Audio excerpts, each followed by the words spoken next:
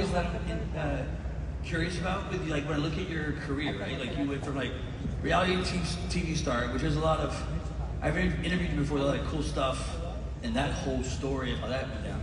But then you went also to business, social media. You've had all these different transitions. From your perspective, in all these different transitions, what are some things you've learned of being ready to have so much anxiety about what they're not doing and what they should be doing and the idea.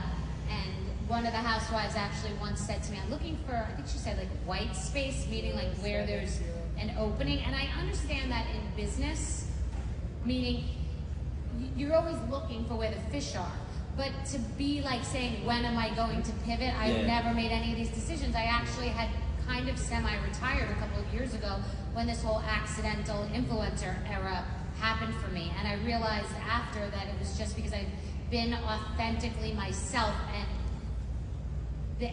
the media met me where I'm at, meaning I was always sort of, I didn't do that for Skinny Girl. I didn't know anything about the liquor industry. I did not have any idea that I'd walk into these stores that had aisles and aisles. I probably would have never done it if I realized how competitive it was. Sometimes ignorance is bliss because your passion will drive you.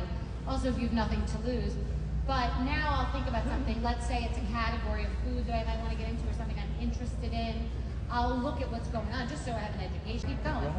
So it just depends. But my brain works that way. You know, I've now surrounded myself with people whose brains work differently. You know, they work differently in why we're. But even with that, even with mortgages and debt, I still was way more broke than any of them. And I had a. Were you the most brokest?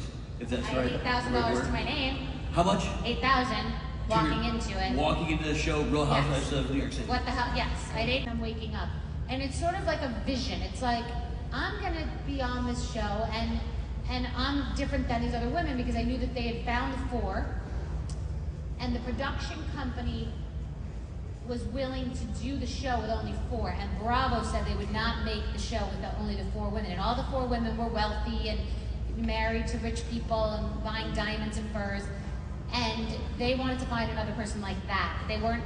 They just kept finding the same people, and they didn't think it was interesting. So when they met me, I think it was presented in front of them, something they weren't looking for, but I think I realized like they're gonna see this as the question mark character. They're gonna see this as the one, the Carrie Bradshaw, who doesn't know what's gonna happen with her life.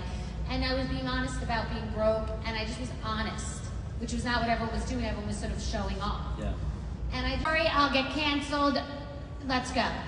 I did not grow up or come up in the work-life balance era.